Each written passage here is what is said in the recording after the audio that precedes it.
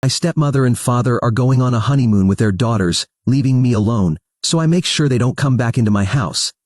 I am 22 years old and the legal owner of the house I grew up in. After my mother left it to me, I inherited this house from her when she passed away last year at the age of 47 due to a stroke.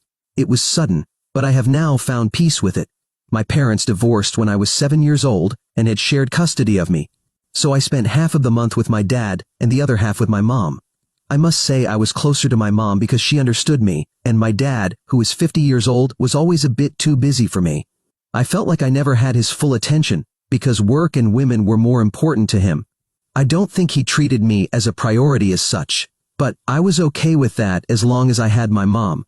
A few years ago, just after I turned 18 and started college, my dad decided to move to Houston for work. So we started seeing each other less and only met around the holidays.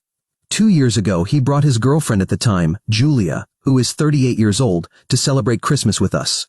She also brought her 2 daughters, aged 18 and 16, from her previous relationship with her high school boyfriend.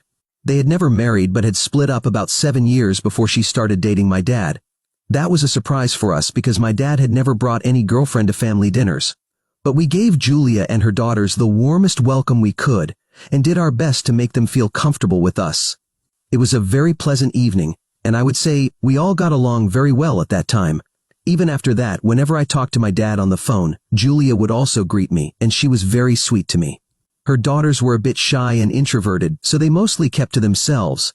But overall, we had a good relationship.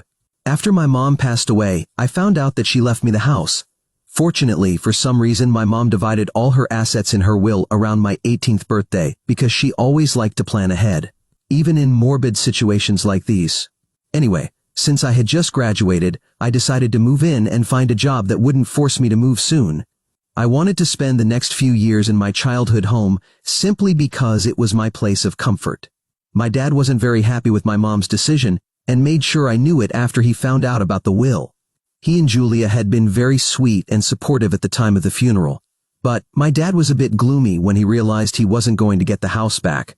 This house was the one my parents bought together when they first got married, but my mom took it over during the divorce. It was a fair deal because he got away without paying alimony, even though my mom had given up her career to stay home and raise me so my dad could focus on his work. So I think keeping the house in the settlement and letting my dad go without alimony was completely fair. She recovered afterward with some help from her parents and even made sure I never felt neglected or unimportant. She did both jobs well, and I didn't mind that my dad was upset about not getting the house back. He didn't talk about it much, but I could tell by his behavior that he wasn't happy about it. At that time, I didn't care because I was still mourning my mom, and my dad being upset about her will was the least of my worries. She left him all her wedding jewelry and all the gifts he had given her, so that should have been enough for him. He went back to Houston with Julia a few weeks after the funeral, and since then, I've been living here on my own.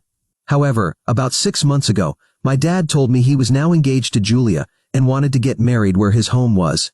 So he was going to come back here during the weeks leading up to the wedding because it didn't make sense to stay in a hotel when there was a house with enough spare rooms. Her daughters were also homeschooled, so they wouldn't have any issues with schools. I agreed with him, so I agreed to let them all move into my house and stay with me before the wedding. For a couple of reasons, I was tired of living alone, and I got along well with Julia, so I didn't think there was anything wrong with letting them live with me. Plus, my dad also promised to share all the bills with me while they lived here, which meant I didn't have to worry about overspending on that either. And so, they moved in with me about a month ago and have been here since then. It was nice to have them here, and I felt much less lonely than I used to when I lived alone. I thought I could get used to this. I even dreaded the day when they would all leave and go back to their normal lives because that would mean I would have to go back to my normal life alone too. But then, 2 weeks ago, 3 days before the wedding, my dad sat me down and asked if I would be willing to let them all live here permanently.